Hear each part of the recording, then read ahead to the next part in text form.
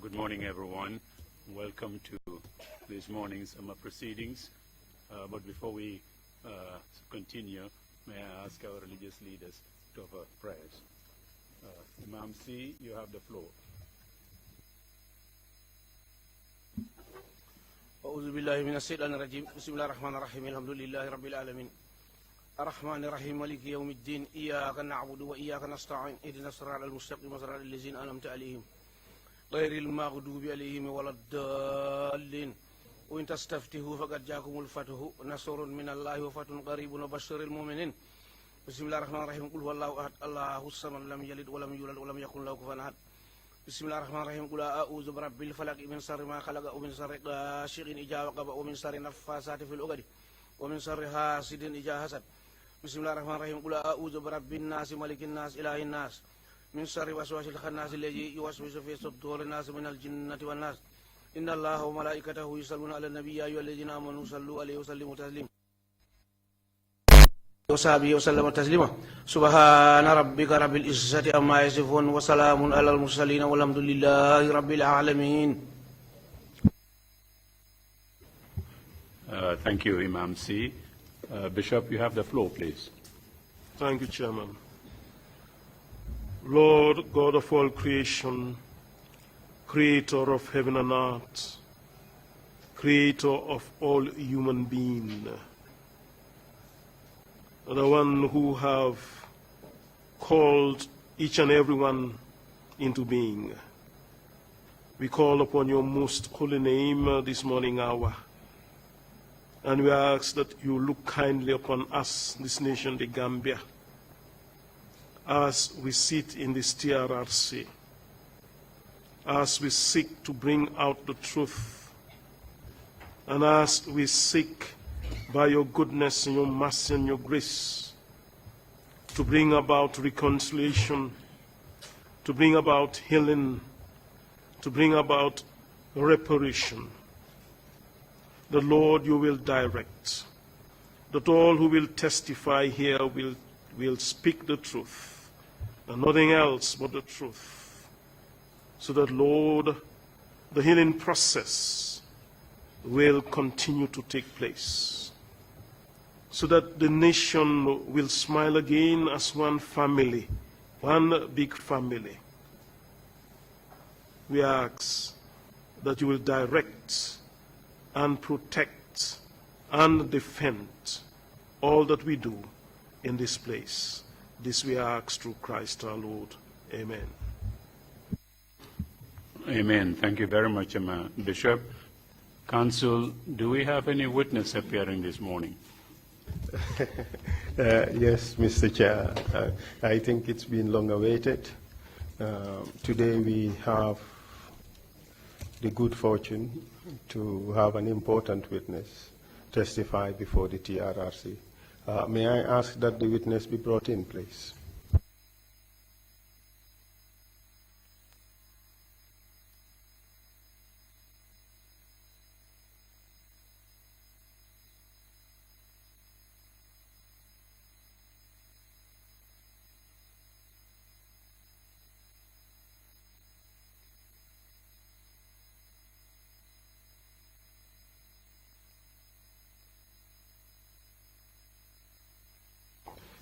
Yes, Mr. Chair, it is true. It is Sabally Sabally who's appearing before the Commission.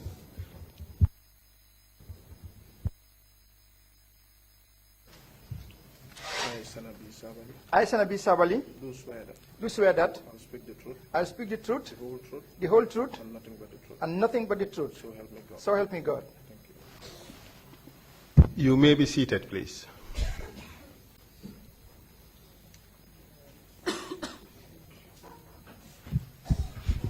Mr. Sabally, Yes, please.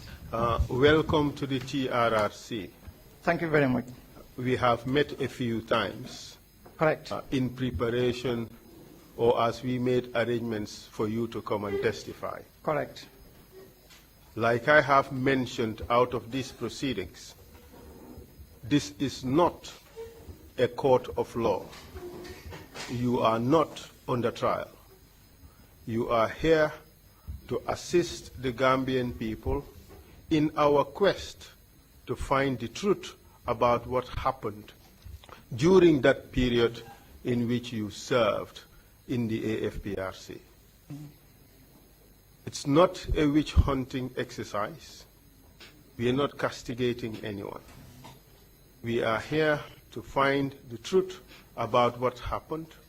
We are here to try to identify the wrongs and mistakes that have been made. We are trying to heal the nation. We are trying to reconcile and unite our people. Okay. And I believe that's the main reason why you agreed to come and testify. Exactly. You are not under arrest. There is no legal process that is keeping you here by force. Okay. You are here voluntarily. Is that true? Yeah, I think I will say that better. I come here for my nation. I come here voluntarily. I am not under force, and nobody begged me to come either.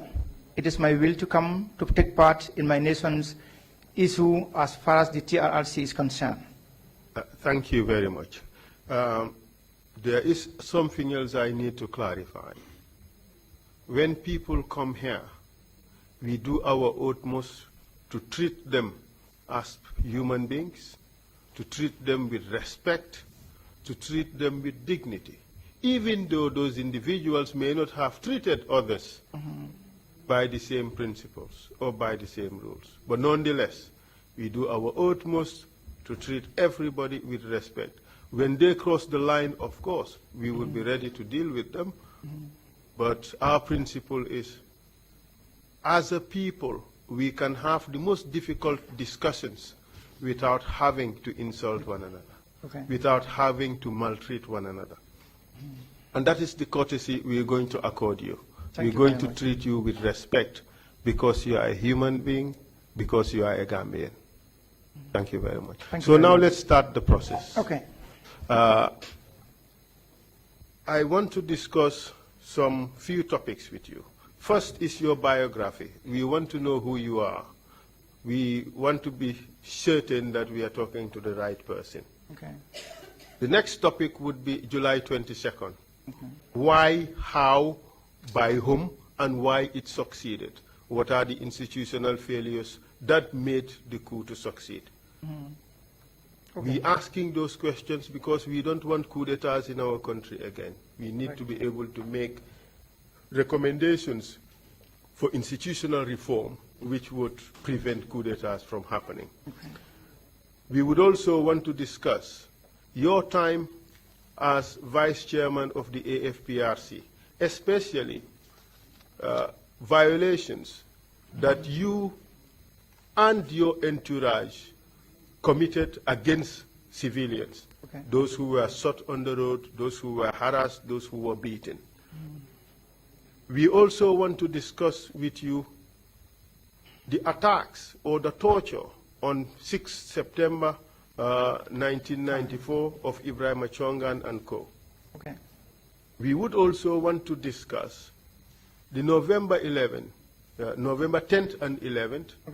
We want to discuss the reasons for the coup or attempted coup, the personalities involved, what plans there were as you know it, the fighting that occurred at the various barracks, your role in that, the role of other people, and how these other soldiers who were captured were executed. We also would want to discuss with you your subsequent arrest, torture, detention, and ultimately your conviction and release and life thereafter. Those are the topics I want you to discuss. Thank you. The most important principle here for us is the value of speaking the truth. You have made a commitment to speak the truth. I remind you, it is a criminal offense under the laws of this country to lie under oath. It is a criminal offense to also lie before the TRRC. Are you ready to discuss this topic? I am. Thank you very much, sir. Thank you. What are your full names, please? I am Sabally. Mr. Sabally, you speak quite fast. Okay. So I'd urge you to take it a little bit slowly and allow for 3 seconds between our speeches so that our speeches would not overlap. Okay. Your date of birth, please. 20th February 1965. Where were you born? I was born in Kasakunda village, Kamba Central, Western Division, now Western Region, or the West Coast Region. Where did you go to school? I went to school, my primary school was Brikama Primary School from 1974 to 1981. Of course, this is 7 years because I repeated primary 6. Then 1981 to 1983, I went to Brikama Secondary School. Then it was a Brikama Junior Secondary Technical School. Later to be named Foster School because William Foster was the headmaster. And later Alpha Khan. 1983 to 1988, I went to Armitage High School. And what did you do after Armitage High School? After leaving school in 1988, shortly, I wanted to go to England to study medicine, but then my father retired from work, and the responsibility of the family hung on my shoulders, so I decided to go and look for a job. I went to Sunwing Hotel, but that was only for a few hours. It was really not conducive for me to work there. I left Sunwing Hotel, coming back foot through the stadium to where I stayed in Dipakunda. And then on my way, it was in the morning, I decided to go to Polmaron supermarket to buy biscuit and eat for my breakfast. And then there I found a job. And then what happened? How long have you worked there? I worked there till September, October. Then I heard on the radio announcement for the military wanted recruits. And then I went and participated, and I was lucky to be selected. That was, yeah. What date do you recall? Okay, this was I was enlisted into the Gambia National Army on the 2nd of January 1989. Which intake? Intake 12. And where did you do your training? In Yundum Barracks. What rank did you attain when you completed your training? After completion of my training, I was promoted to a Lance Corporal, and shortly thereafter, I was promoted to a Corporal. For how long did you serve as Corporal? This was up to 1990, I was promoted to Lance Corporal, just in preparation to go to Liberia. Then our company commander was Babukar Jatta, the B company. Which Babukar Jatta are you referring to? Babukar Jatta, who would become the army commander after 22nd July. Is he known by any other name in the army? It's disrespectful, but we used to call him Dafo. What does that mean? It has different interpretations. Can you tell us? Okay, from my own side is that he's very much village-like. That means he presents himself exactly what he is. He is not unalloyed. I don't understand that. Could you break it down, please? I mean, he is exactly who he is. He's very honest and straight to the point. If you give him one butut, he will keep this for 10 years, and if you come, he will give you the same butut. And what is the other connotation? This could be from people that, okay, he is not, a village boy. Okay. So, did you eventually go to Liberia? No, I didn't go to Liberia, but I was trained. We had 2 weeks training, and then we had 1 week holidays. But already I was promoted to a corporal and attached to the commander's as a commander secretary office with Alaji Kante. And then we went on 1 week holidays in preparation to go to Liberia, meaning when we resumed, we were going to go to Liberia on the 14th of January. So when I resumed on the 14th from holidays, I found already I was promoted to a lieutenant and ready to go to America. Did you go through the officer selection board? Yeah, I did that 2-3 times. 2 times when I was in the recruitment training, because they wanted 15 candidates and they got only 14. So Lamin Gassama, who was ADC to Gawara, and Dennis Coker, who were our training lieutenants, thought it necessary to put me in as a substitute to make it 15 candidates. And in these exams, I passed, but I wasn't promoted because they said I was still under training. The second training come also, sorry, the second cadet course come also. I was still on the training, but almost finishing my training. Again, I passed, but I wasn't promoted for the same reason again. So when the third training come, when the third course come, I said, no, I'm not going to take part anymore. You use my results for the 2 past exams. And that's why I held it. I never moved an inch from that line because this was all based on tribal issues. It's hard to be told, but that's what the reality.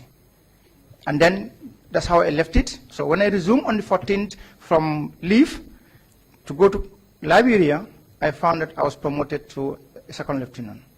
Were you the only person promoted in that particular period?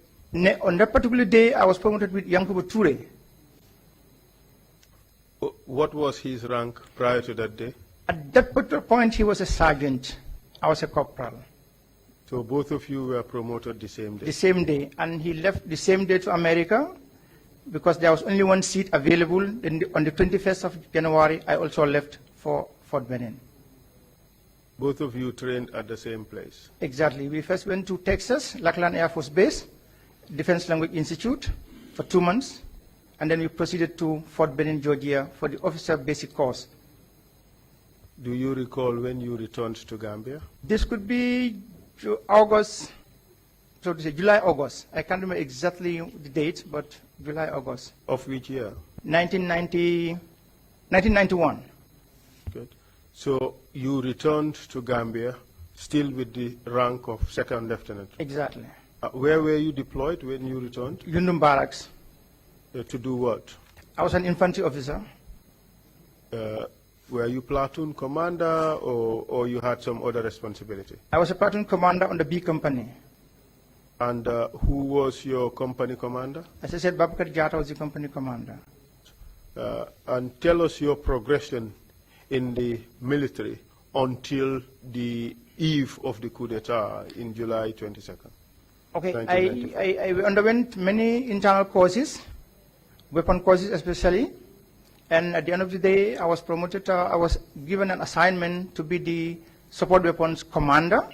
What does that mean, support weapons commander? Okay, these are, we see the AK-47s, these are normal personal rifles that anybody carries in any situation. But when there is an occasion to use these heavy weapons, these are the mortars, the artillery, so to say. These were under my command.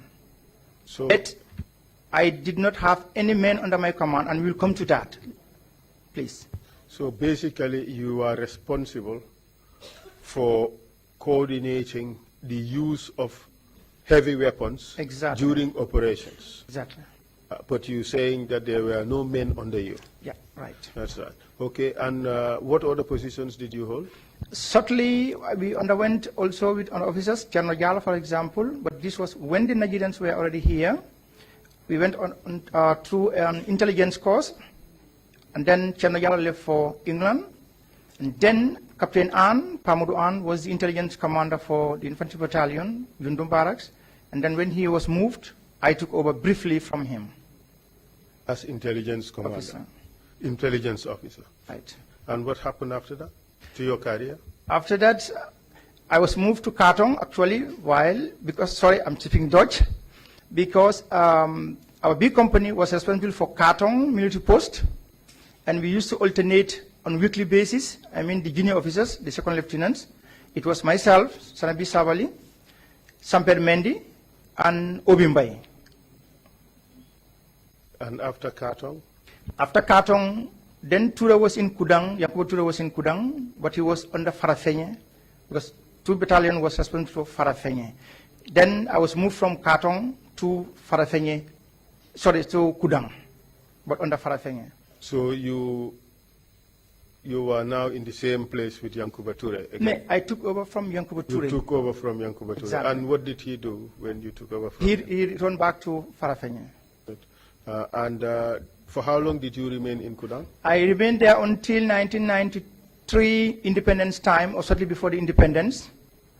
I was asked to come on loan to take part in the parade, I refused.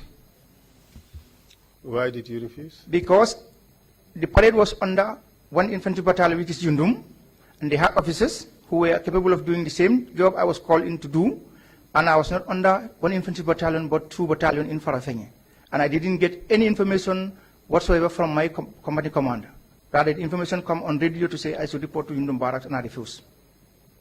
Is it normal? It is normal. Good. So you were not sanctioned for refusing? No, my refusal was based on that I had to receive orders through my command, which is Farafenni, and not Yundum Barracks directly. So you did not participate in that parade?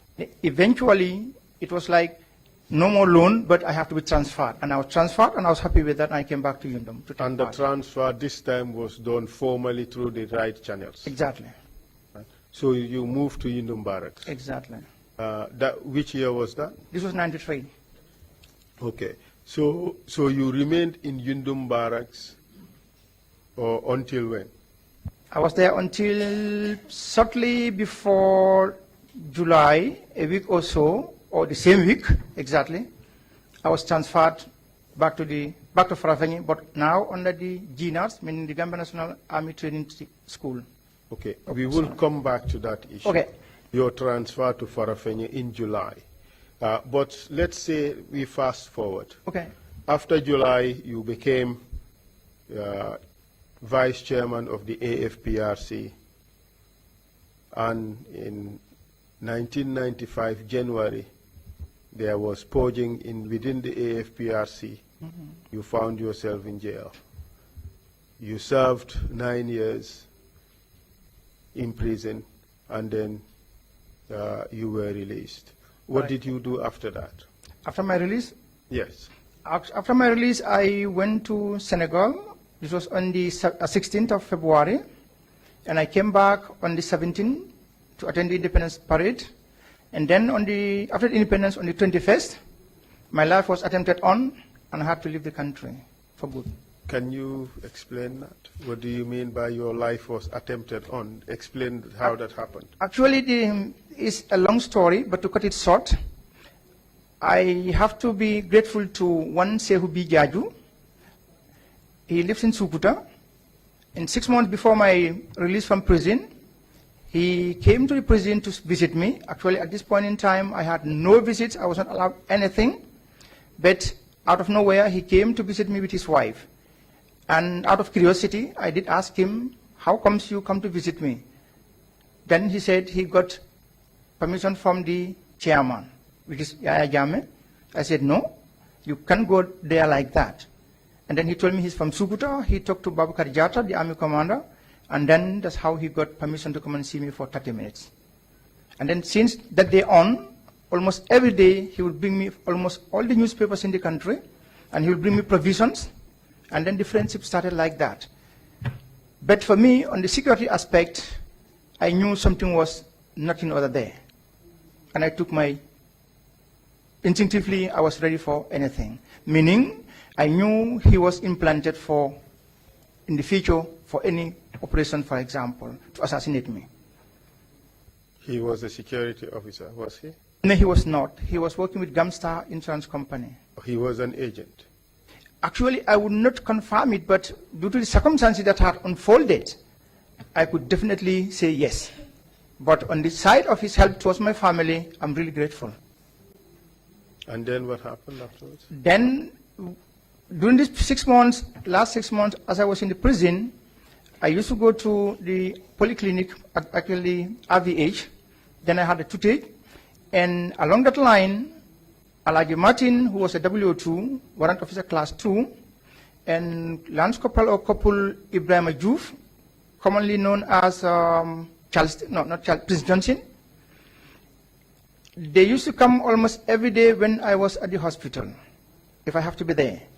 And then they used to come with a particular man who I later come to know was from Guinea-Bissau, called Amadou Buaro. Could you spell the name, please? Amadou Buaro. Could you spell the last name? Buaro, B-O-U-A-R-E. O-R, sorry. Okay. Right. All right. And then tell us what happened. like I said, each day I was in the hospital, the polyclinic especially, this man would appear outright in front of me. And there was a doctor, a dentist, he was a Nigerian, called Dr. Emmanuel. One day I was escorted by Sergeant Ablai Bojang, and we were sitting waiting for my turn to go to Dr. Emmanuel, and then Dr. Emmanuel came out and asked me to come into his small room between a doctor and his patient. And Ablai Bojang somehow refused because I was under escort. And he was right. Then Dr. Emmanuel said, I want to talk to my client, to my patient in person. I understood the situation. I diffused the situation. I told him, he's under my he's a guard. He has a right to be wherever I am. And then he allowed Ablai Bojang to be inside the room. And then he told me outright in question form, do you know this person, meaning the man, this Buaro? I said, no, I don't know him. You have never seen him? I know, I've never seen him. Is he not a family member? I said, no. All were in the negative. And then he told me, I come from Nigeria. You have to be careful if you have to leave the prison.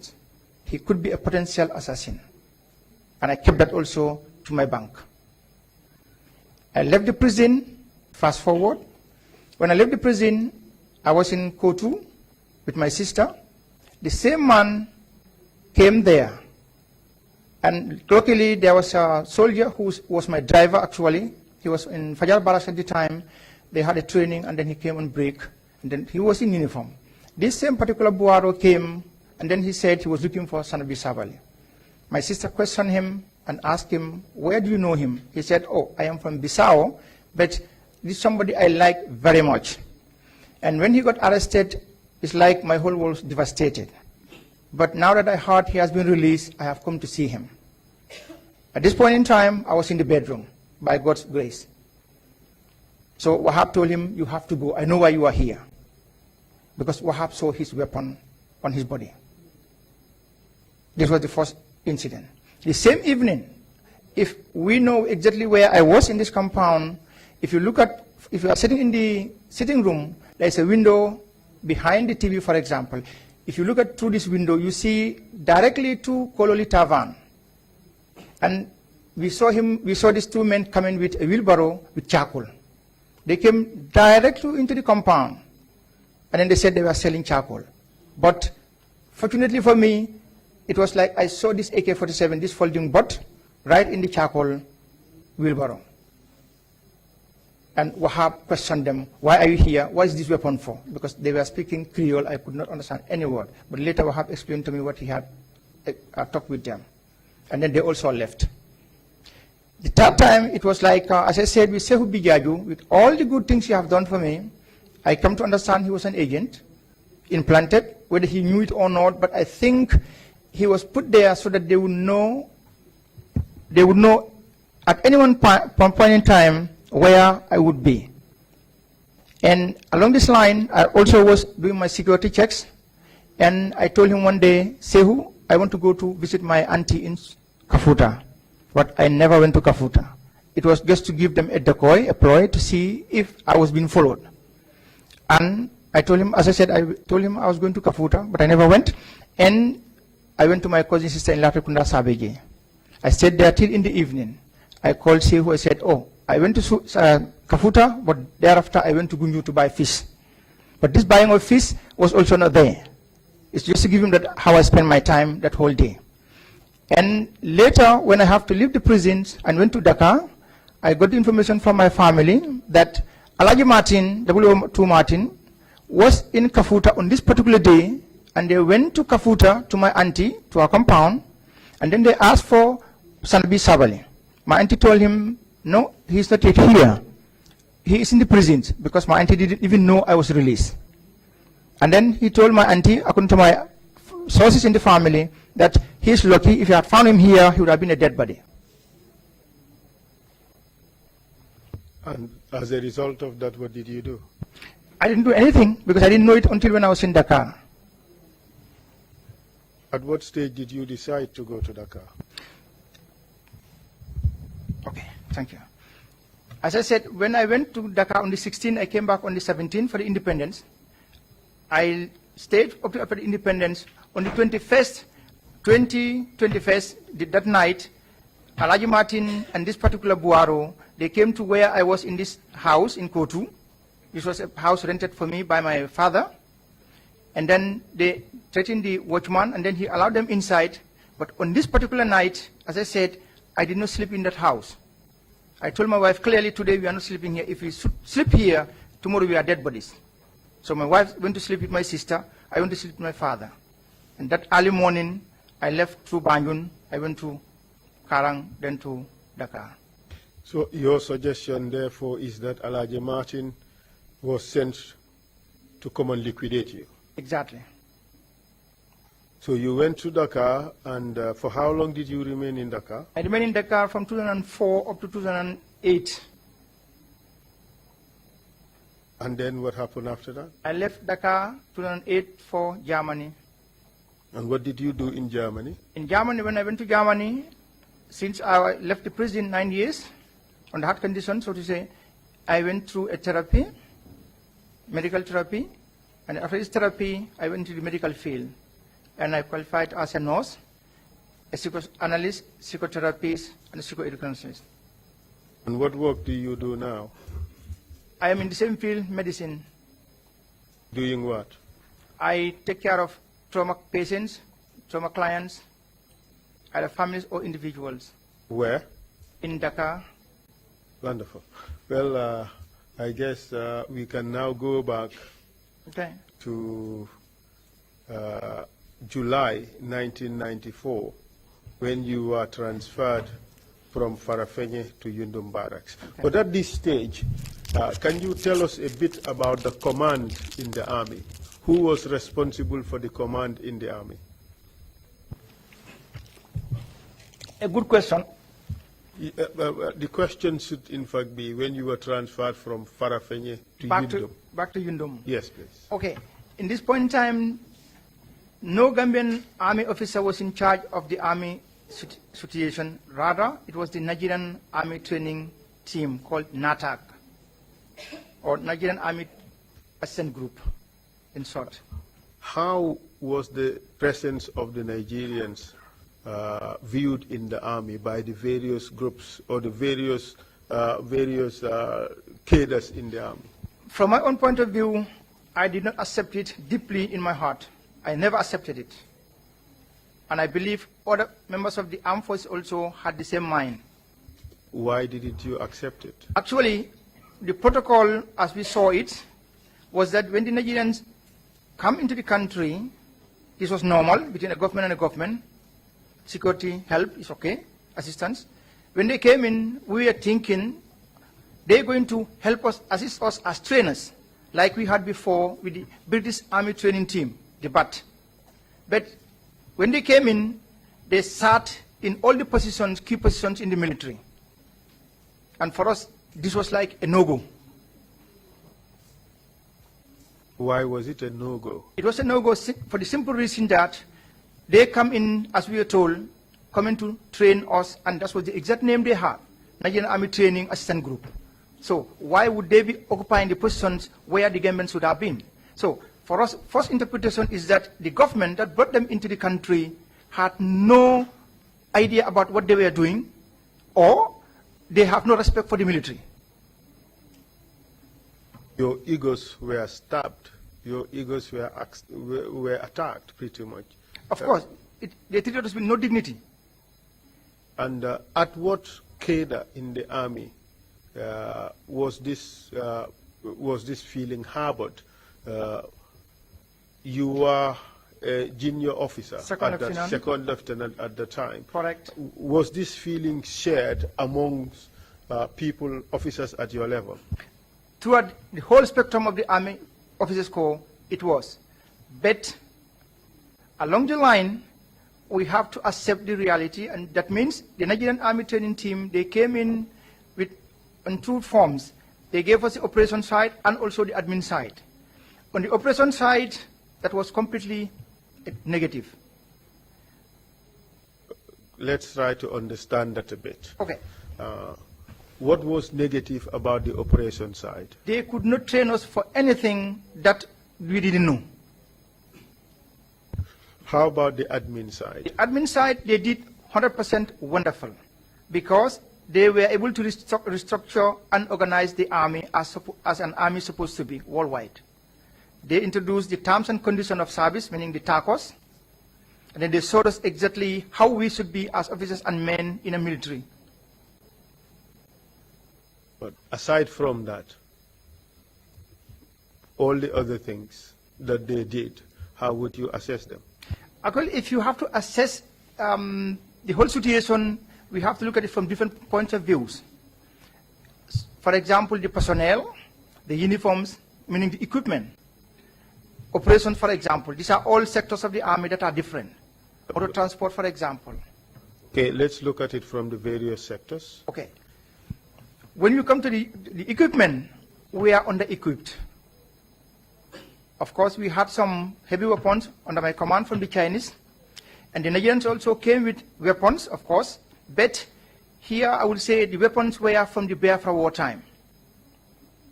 Expired, useless? Completely. If they were fired, if you are lucky, they will go off the barrel. Sorry, they will go off the barrel, but when they land or they landed, they would not explode. They were dead? They were dead completely. All right. And looking at it from another angle, say the training side. The training side, they were only good in the classroom. They will tell you everything from the book, but on the ground is completely different. Did you participate in any training that was organized by the Nigerians? Yeah, I did. Can you tell us? Yeah, one was in Farafenye, combined training with the Chinese. This was after going through the classes. We went to Ndankananka range in Farafenye to practice physically how these weapons are to be operated. What was the performance of the Nigerians? Performance were in two forms. One, the Chinese weapons were 100% perfect. The Nigerians weapons, as I said, they were from the Biafra time. They were not in good order. They did not work? No. By nay, you mean yes? Okay, Oh, they did no. not work. They did not work. Yes. Yes, Okay. please. Did you participate in another training? Then came in, I think, if I'm right, in September or October, I cannot remember exactly when, but we had a training called Nying Exercise Dokuo in Kudang. And what is your assessment of that training exercise? Okay, I come back a little bit. As I said, I was a company commander for the weapons, support weapons, but without men, meaning I had only the equipment. And I was supposed to have at least minimum 120 to have those weapons employed in a normal battlefield. We were going to Kudang for this exercise. Major Saluk came and said, Lieutenant Sabally, I said, yes, sir, you have to prepare the weapons for Kudang. I said, I don't have men. And the pushing and pulling started. You have to employ this weapon in this training. I said, no, I will not move any weapon from Yunum Barracks to Kudang because I don't have the men. And it went like that. Were the weapons eventually moved? No. So the support weapons that were needed for that particular operation were not available? No, they were not available, but in the army we could do dry training. What do you mean by dry training? Meaning you explain how things are, you give examples, while the men are standing in a form of a half circle, and you explain the situation. Who should be the gunner, for example, if you are military-minded, they know exactly what I'm talking about. Who should be at one flank, when this weapon should be employed, and when not. Basically simulation. Exactly. Good. Correct. Did the training take place in Kudang at all? It took in Kudang. Did you participate? Yes, I did. And tell us about the training. As far as I'm concerned, in a nutshell, it was half-half, successful, not successful. Overall. It's ambiguous about, that's how you are being ambiguous. Overall, was it a failure or was it a success? I would say, okay, failure, if I would say failure, that means totally unfair to the Nigerians. But as I said, when it comes to the admin side, this was perfect. But when it comes to the operational aspect, it's a no-go. It's sad to say. The operational aspect failed. Yeah, correct. Can you tell us some of the reasons why you think it failed? We were not prepared to go to Kudang in those times because we are understaffed. One, we don't have the correct equipment. The vehicles were not proper. The arms and ammunition also were not in good order. We are not totally prepared. How about the operational guidelines? Fine, as I said, everything comes from the book. This they could tell you A to Z correct, but employed on the ground, this is two different things. So you're suggesting, therefore, that they were unable to implement on the ground the operational plans that they put together. Correct. So therefore, operationally, it was a failure. It was a failure because at this particular point in time, if I were a part of their training team, this is what the DNA needed at that particular point. This is what I would have impacted on them. But it failed. It failed. How did the Gambian officers who were present perceive of what was going on at the time? How did they react or respond to the training? It was a mixed feeling. One, as I said, when the Nigerians came in, we had no command positions in the army. Here, when I mean command position, I'm not talking about the subaltern, the junior officers, but the senior command, meaning those who are captains and majors. Fine. As a training team, for me, I would have expected them to, any command position being held by a Nigerian, to be seconded by an GNA officer at a particular point, so that we would be learning from them. In the event they have to leave the country at the end of their term, we would have been ready to operate our army for ourselves. But this had not happened.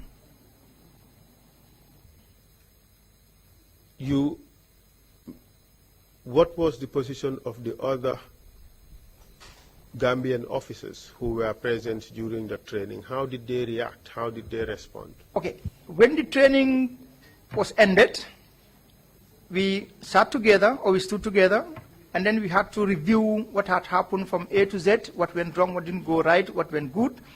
At this particular point in time, the senior officers of the Gambian National Army were so embarrassed, or disgraced, so to say, to a point that, personally, I felt it was better even if I was not in the military at the particular time.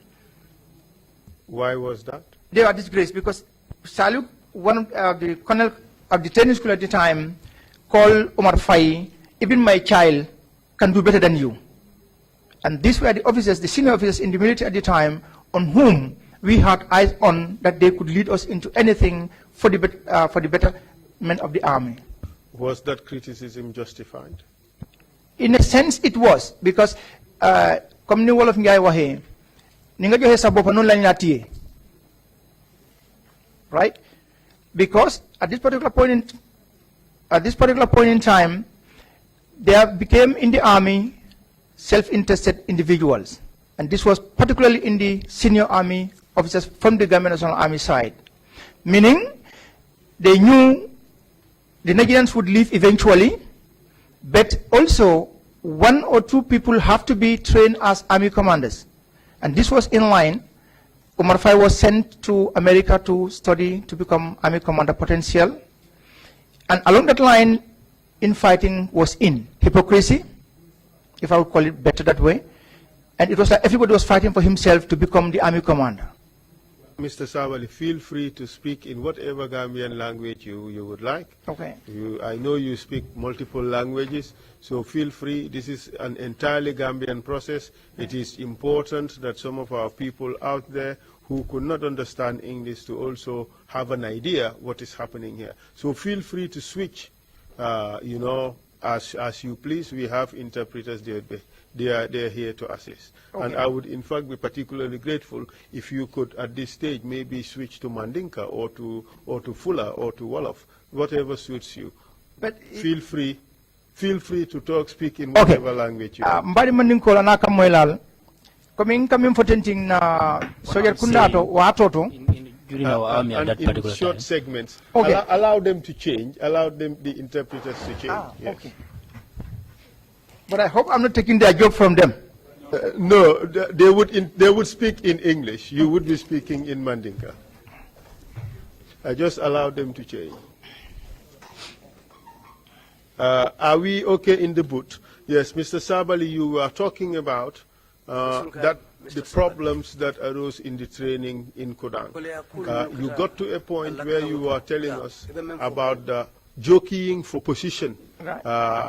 for the commandership of the army. So could you continue talking about that in Mandinka? Okay. Mbadi Mandinka na kamoilal. Konka mimpono wole nyintiko na sojar bundato Gambian National Army to watola 1994. The interpreters would now speak. Okay. Can you take that again, please, and in short segments, huh? Mbadi Mandinka na kamoilal. Fellow Mandinkas and those who can speak Mandinka. Is that within the army at that time, the Gambia National Army, at that time the leaders were Nigerians. But they are coming into this country. The reason was for them to come and help us, so that they can prepare us, so that they will also become very good soldiers, so that the country will recognize them, so that they will become leaders in the army, so that wherever they go, they can represent the Gambia correctly. That's the way they thought it should be. But when the Nigerians came here, they were blown and removed from their positions. Well, they didn't come with respect. Even what they know, the Gambians, even what they know, if they say that, they will say that's not it. So they came to realize that they themselves belittled themselves. As what Mandinkas say, well, the cobbler prepares your juju as he saw you. That belittlement, well, it is they themselves who placed it on themselves. But another for Temboto, it came to a point, they came to a point and saw that, well, they are in fact teaching the Nigerians. Because they didn't come here by themselves. People brought them into the country. As the government, the sitting government was the government which brought them into the country. That was the PPP government. If you have a log in your compound, and it is standing in the middle of your compound, anybody who passes will come and kick this log and fall down. If you want to cut that, you have to cut it and uproot it totally. This was the first reason for the coup d'etat. Okay, thank you very much for that. Of course, you had other reasons for the coup d'etat. Exactly. Could you kindly dilate on that? Actually, it is an open secret. You are testifying now in Mandinka. Oh, okay. Another soldier kundal to hani saying. We are still talking about the army. Nigerians. Inata sobindiro di molla. They came and informed us. Somebody will be selected when they leave, who will become the army commander. Because of that information, so there came a time when everybody was fighting for himself. I don't know whether people from Kaur are around here. What they call in Mandinka, charity from Kaur, each one for himself. This was the problem they had. Their leaders, who were supposed to stand for them and fight for them, so that they can have all their rights, what they need. But if those people turned and became fighters for themselves only, so as for them, the ones below, they didn't get anything out of it. So the middle ones, the junior officers, let's say the middle cadre, There are other ranks below them. Niwol kumbota, If those people cry, ikanantole waling. they come to us. Anun ate benna turo wata wating kafania foe. And it cannot go like every time when they come, we tell them lies. Hadma dingolem. Because they are human beings. Itolo kono dolbi jele. So there are people among them Yeminin lonko. who you know, They are intelligent better than the officers. they are more intelligent than some of those officers. Akedel long inanya in the army. It's just how they came into the army. Imang ranko siro to become an pureke officer. They were unable to get ranks to become officers. So wasi faibu kafania fono we turu People like those people, you cannot tell them lies every time. Fonga tonya jiwe nyako no nga fae. We have to tell them the truth. Eko ni mal tanyala ibu ko busino. As the Mandinka proverb goes, if you are ashamed of the eye, you cannot dissect the head. And Gambia be along tembo. The whole Gambia knows at that time, PP jamano kono. the time of the PPP, Kul menka kembanko kang. things that were happening in this country, Corruption obe fana beleto. corruption was everywhere. Asinte fango nta fono example min sotoje. Because personally, myself, I have an example out for that corruption. May on the 4th, 1994, On the 4th of May 1994, mfama beleta. my father died. Ntara curator Minister of Justice. I went to the curator at the Ministry of Justice Ulkala kodindingo soto memang hani fensi. so that I can get his little pension, which is very small. Para kodolom. It is his money. Ntata je kabring May. I went there since May. For July take over time. Up to July, the time we took over, Lungolung kata jele. every day I got there. Ala tilwotili. And every day.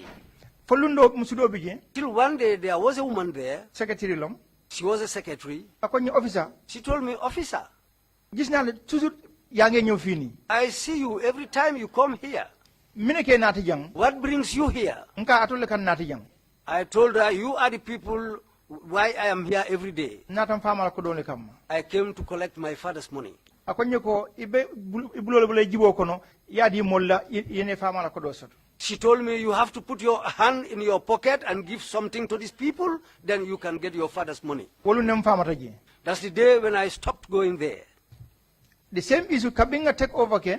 The same issue since they took over, Wakata arjuma lungole. that was on a Friday, Sibito dimaso. Saturday, Sunday, Tene lungo. Monday. The director member nunje. The director who was there E mokina anala file. sent somebody with a file. Anata for vice chairman's office. He came up to the vice chairman's office. Ya bula dunta. They allowed him to come in. Akonyi mbota curator le. He told me, I am from the curator's office. Nata puriye fama ko do sign. I came for you to sign your father's money. Nka murung ibota damen. I told him to go back where he came from. Ila position you have to respect it. You have to respect your position. E muru yesi yentele bine walinna. Go and sit down there. I will come to you. Andu ngakalo nyaman tata fo And jenga. that's how I did it. I went Fama ko there. do sign. I went there to sign my father's money. Nka e manyana nala parce que position be mbulu biti loto. I told him, you shouldn't have come to me because today I am in a position. E be palaso minto mobile palaso lam. The position you are holding is everybody can hold that position. Neje nata no jang na fama ko do le be jang nata wal kamma. The reason why I came here, my father's money was here. That's what I came for. Woto walanna nkoy ko e murung ibota damen. That's why I told you to go back where you come from. Jutu neyante nunde. It wasn't that I belittled you. Thank you very much, Mr. Sabally, for that. In your documents, in your write-ups that you provided us, you have also listed some reasons as to why there was a coup d'etat. Right. And I'll just read out some snippets Okay. and get you to In weigh in on that. Okay.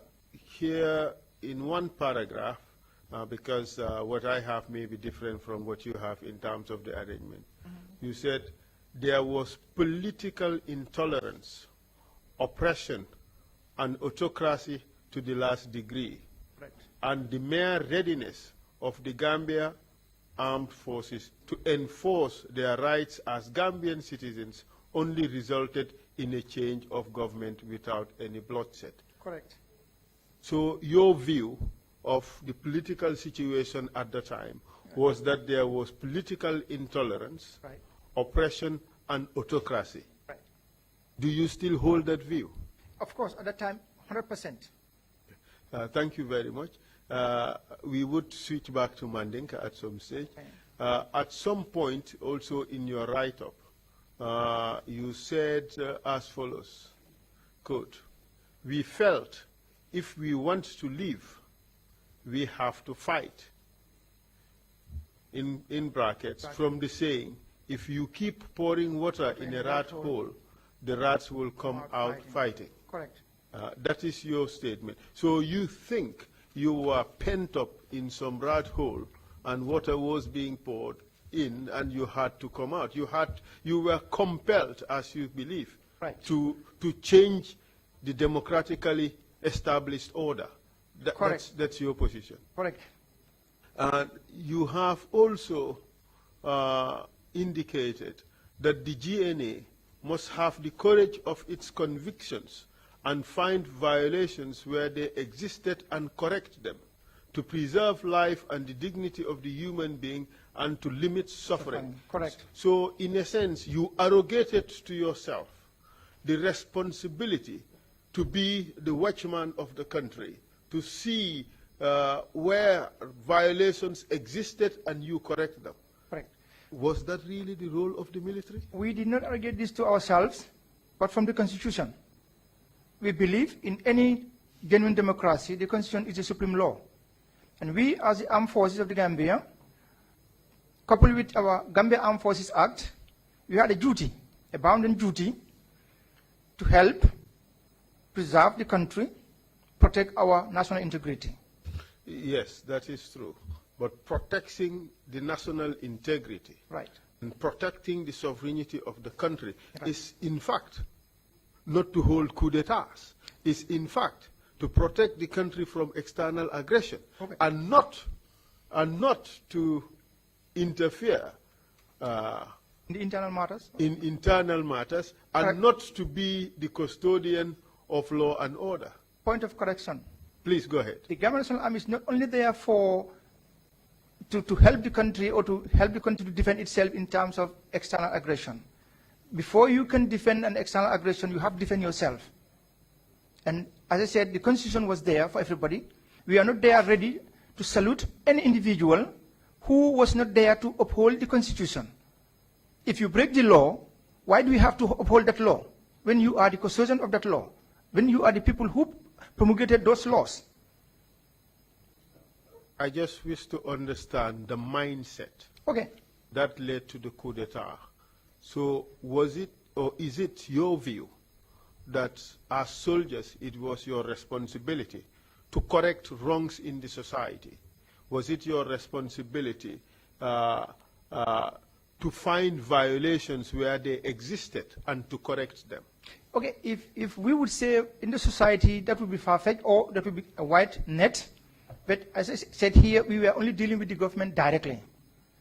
And we had the Gambia National Armed Forces Act, where we are all sworn in to uphold our duties to the nation, not to any individual or a particular group of people. That is accepted. That is what you are expected to do. Right. But of course, you would agree that it would be too much of a stretch, right, to give to yourselves or to think that it is your responsibility as soldiers to find violations that exist in our society and to correct them. If we had not done that, we would have failed the nation. But so you still maintain that that's your responsibility? It is our responsibility. All right.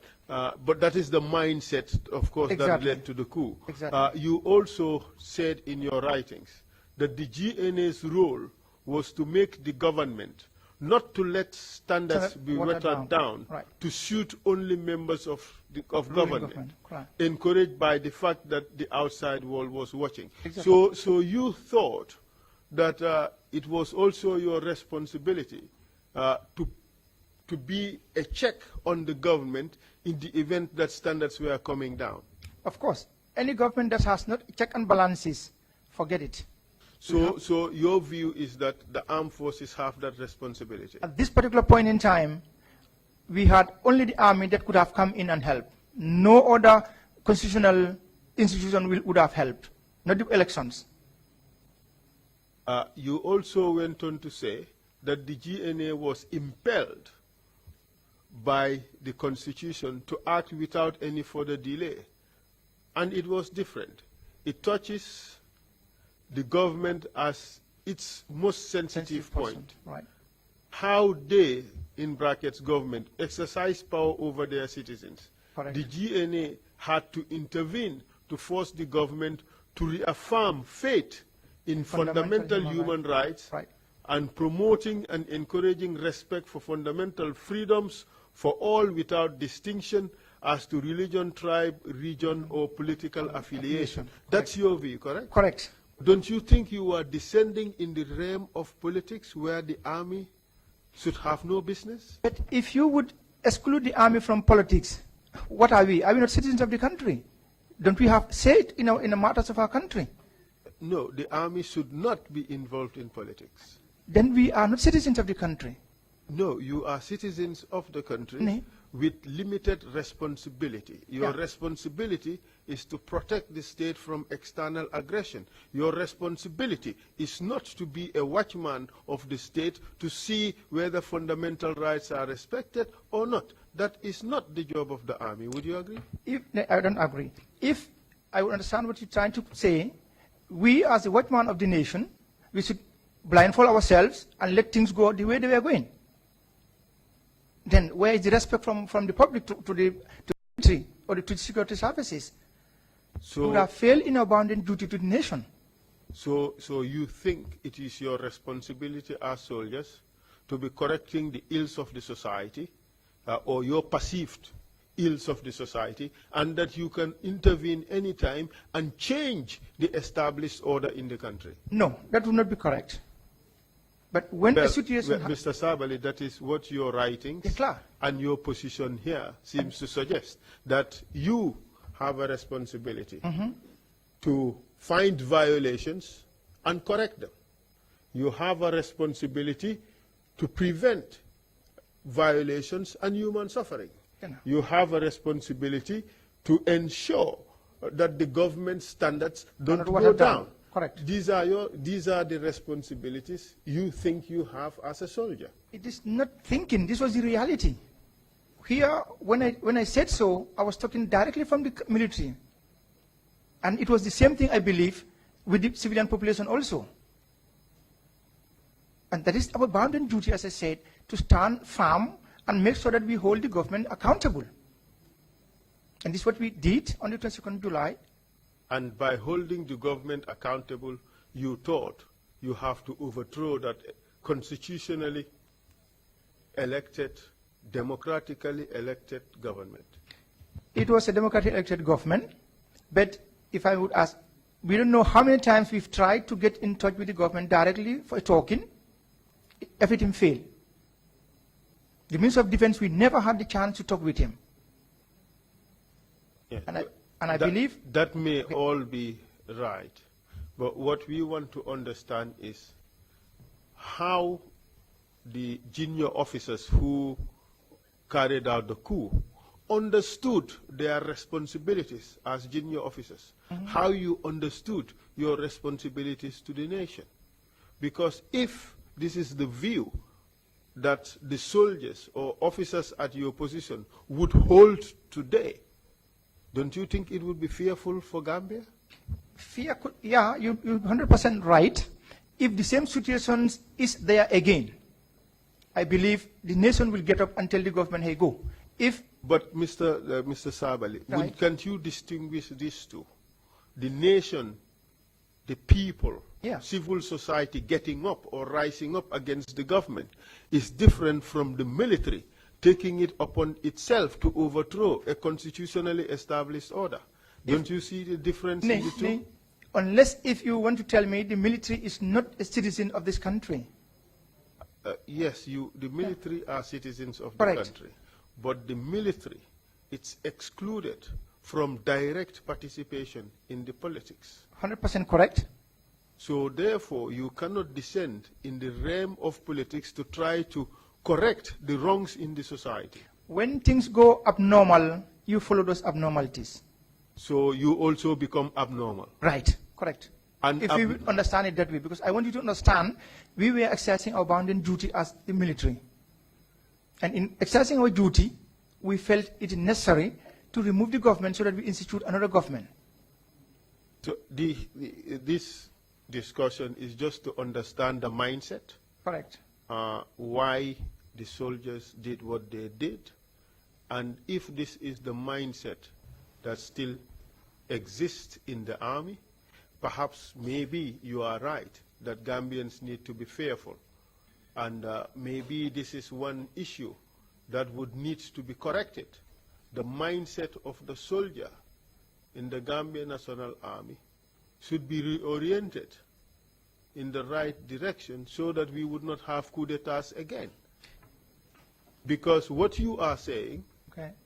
if that is right, if that is the mindset of the officer in the Gambian National Army, then we are at the mercy of the army. There would be unending coup d'etats in this country. Don't you think? Point of correction. No. Go ahead. This would not be the mindset of the military. It has never been. It was an occasion. If you have a cancer and you go to the hospital, it needs quick surgery. So in fact, you are saying that the position that you arrived at is not the position that one would find in the normal regular army. Correct. So this was an aberration. It was a completely different setting. If I understand the word aberration. That this is different. This is out of the norm, out of the ordinary. Okay, correct.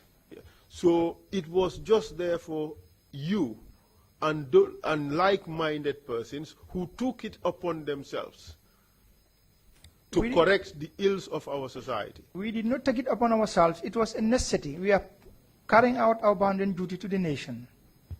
But let's get it correct. It's either normal and appropriate, or it is abnormal. Which is it? Was it normal for you to do what you did, or was it abnormal? Up to the time we took arms and went for the government, it was normal. But from the moment we took arms, it was abnormal. It was an illegality. Illegality in the sense that we are going for the government. You knew you were stepping or overstepping your authority and your responsibility as soldiers. We went with responsibility. No, you were overstepping your duty as soldiers. I don't understand what overstepping has to do with this issue here. We are carrying out our duties as military,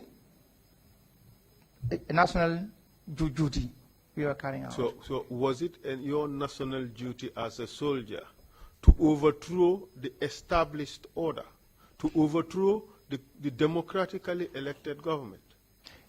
Nowhere in the Constitution is a coup allowed. Nowhere in this world.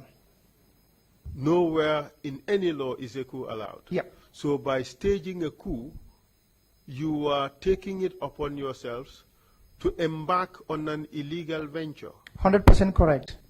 So therefore, your position that it was your responsibility as soldiers to correct the ills in the society is a misconceived notion.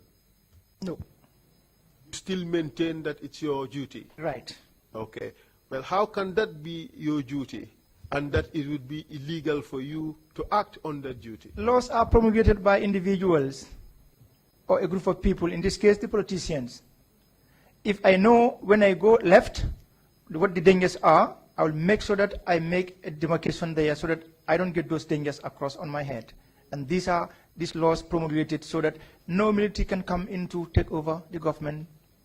But I can tell you 100%, if you want to find any good administration anywhere in this world, go to the military. But we are not there yet. Where we are at is trying to understand the mindset that led to the coup d'etat.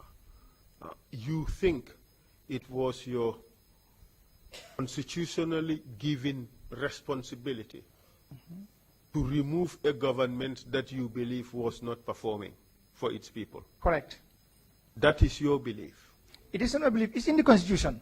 We have to uphold the nation, the Constitution, and if they violated the Constitution, why do we have to leave them there? But the Constitution tells you that Right. anybody who tries or even contemplates, participates, or plans to overthrow the established constitutional order commits the highest crime of treason. Exactly. So therefore, the Constitution would not give you the power to do so. That is in the Constitution is a threat so that nobody attempts it. So it is quite clear to me that the whole idea that was in the minds of you, for that matter, at that time was a wrong or misinterpreted appreciation of the power or the responsibility the Constitution has bestowed on you as a soldier in the Gambia National Army. Anybody could interpret it the way he or she feels about it. But from our point, we interpreted it the way we acted upon to help our nation. Yes, you may think so. But what I want to establish here is that the idea, you had that idea, fine. Correct. And that idea compels you to do what you did. That is a given. But the issue is the idea right? Is the idea justified among soldiers? Because if you say yes, it would mean that other soldiers can do it. If you say no, then perhaps we will recognize the illegality involved in such a venture and the inappropriateness of such action. So where do you stand? Is it justified for soldiers to harbor those notions and therefore overthrow a government, or do you think it is unjustified? We have already talked about that. Treason is illegal, and therefore anybody who takes it upon himself to go along that line, you are working on a line of illegality. Perfect. So therefore, that notion that you harbored, what you thought was in your power to do, was wrong. It could be wrong, but we had our reasons. You would always have a reason. Clear. The bottom line is the ideas you had are not the ideas on which our nation is built.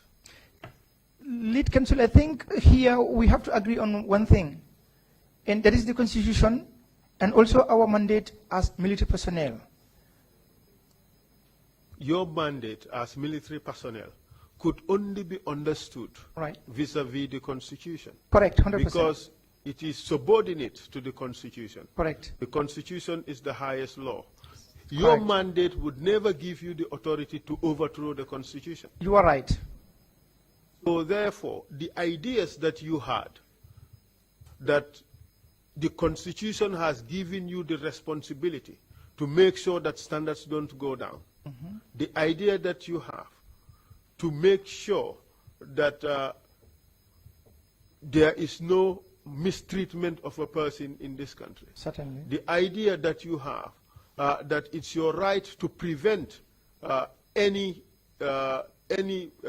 violation of a person's rights. Right. The idea that you have that it was your responsibility to be the watchman of the country to ensure that everything goes well according to your standard is a wrong idea. You may profile it as a wrong idea, but our ideas come from a background. And this background was the reality on the ground at this particular point in time. Let's put it this way. You were angry at what was happening. You were not happy. And then you found your own solution, a solution that you were not given under law. Correct? No, we are not angry. If we were angry, it would have been a bloodshed. We are not angry.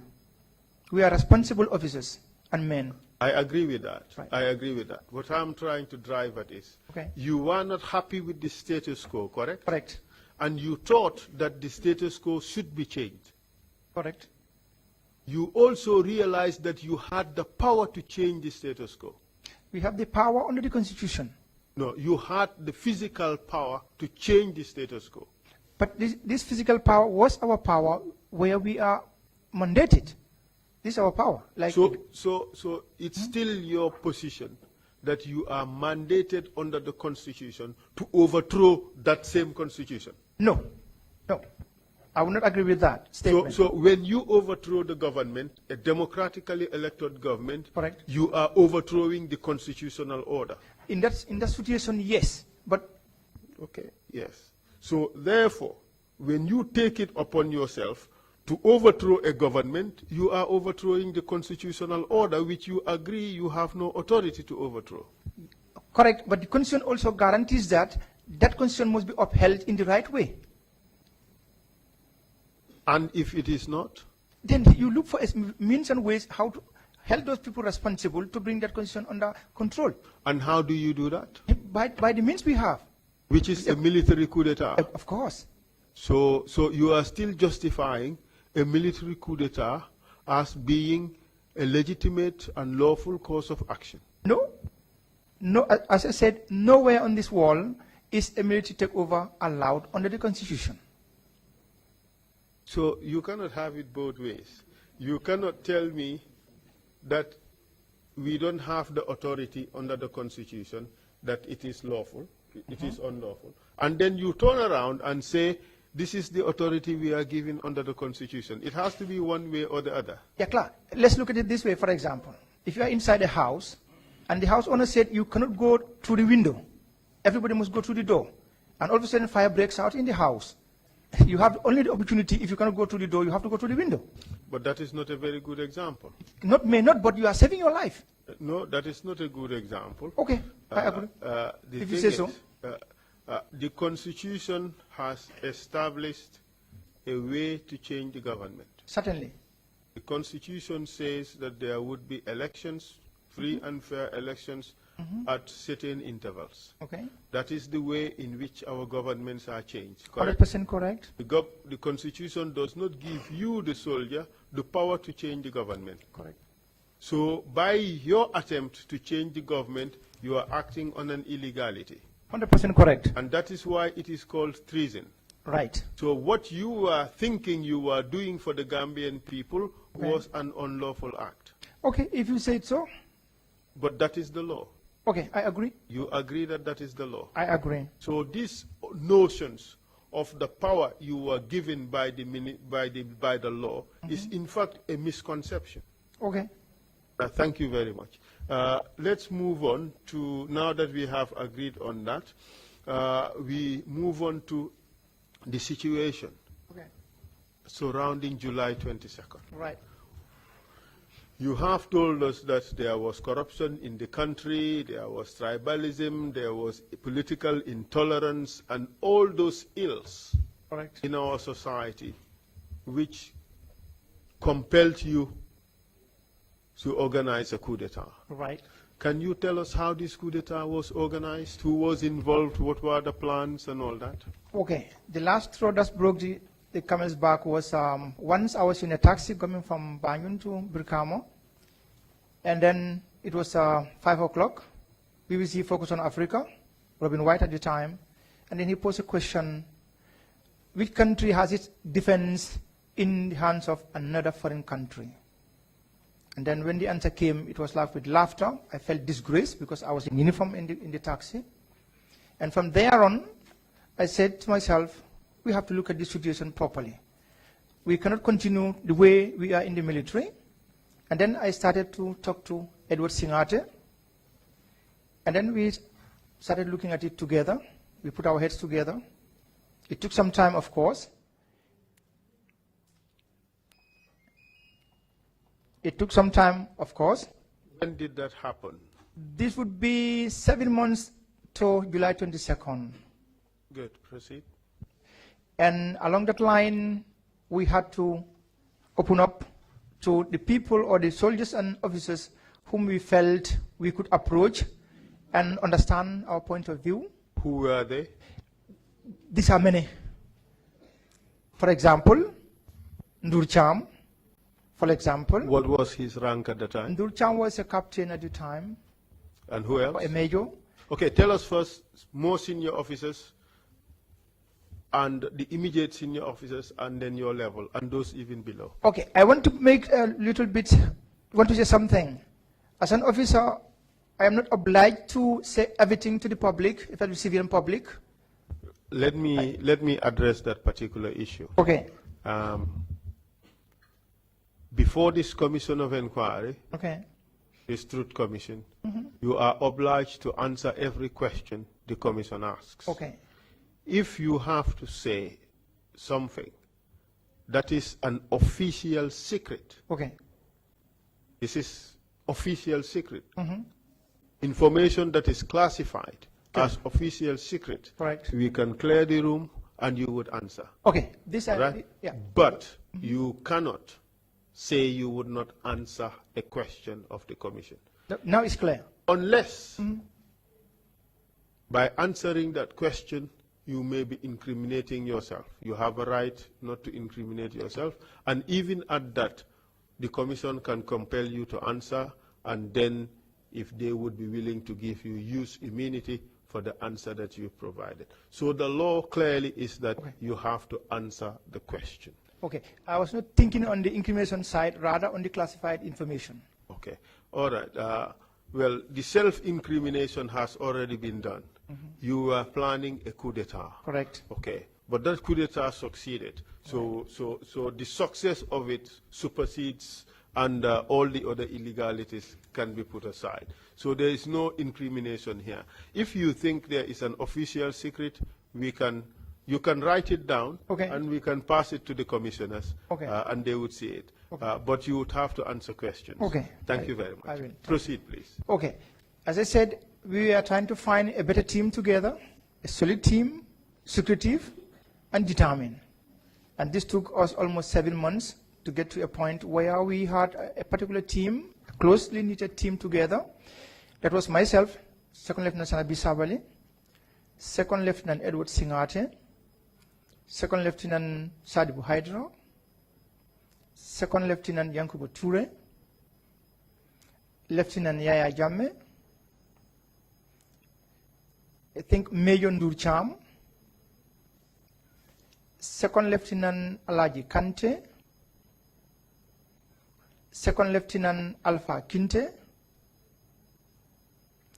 and Lieutenant Basiru Baro. Any captains involved? No, Do you know a person called Captain Mamad Cham? I know him very well. Was he part of it? I would not say, in another I can say yes or no, but here from my own side, no. Let's not divide it according to sides. Let's put all sides together. Okay. Was he part of it? To my knowledge, no. What do you mean by that? I'm watching your words. To my knowledge, no. Right. Did you receive information as to whether he was part of it? No.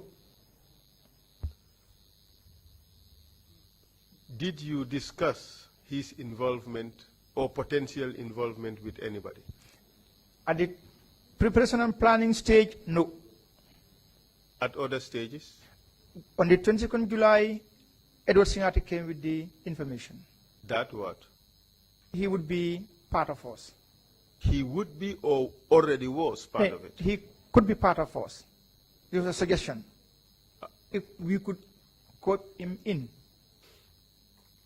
Do you know whether Singate had informed him This and sought, just hear the question, Yeah, please. and sought his blessing or support before 22nd July?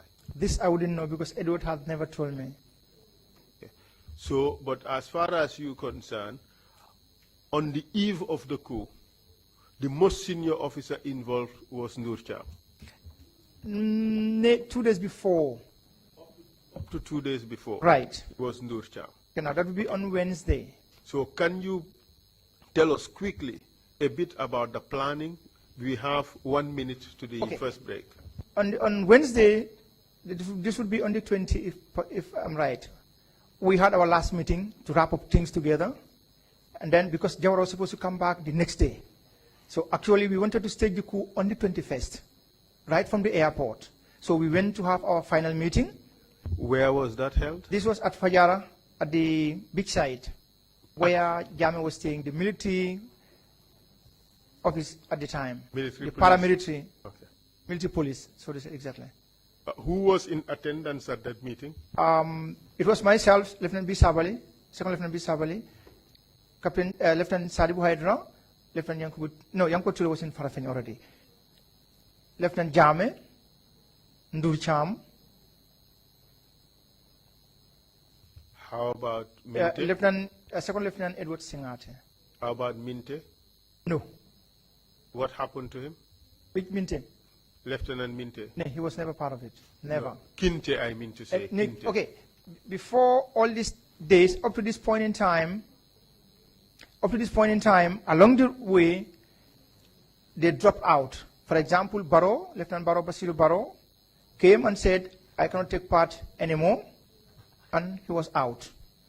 On this particular day also, Ndur Cham said he wouldn't take part in it. In fact, I could remember on this particular day, he came with his shirt turned upside down until Jame, Yaya, was making the joke between Serer and the Jolas.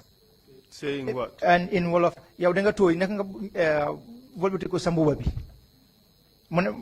Okay, he came in hasty, therefore he gave home in hasty because his wife was giving him trouble, and then, yeah, he came like that. Mr. Chairman, it's 11:30. We take our first coffee break, and when we resume, we will continue our discussion about July 22nd. Thank you. Thank you very much, my counsel, for that. That was quite an extraordinary exchange on your effort to try to ascertain the mindset in the military concerning the role of the military in the under the Constitution. Quite an exchange. I think we will come back to that at some point and try to understand what literally perverted view by role of military under any constitutional dispensation. But let's take a break, 30 minutes, come back at 12 noon. Meeting is adjourned. Thank you.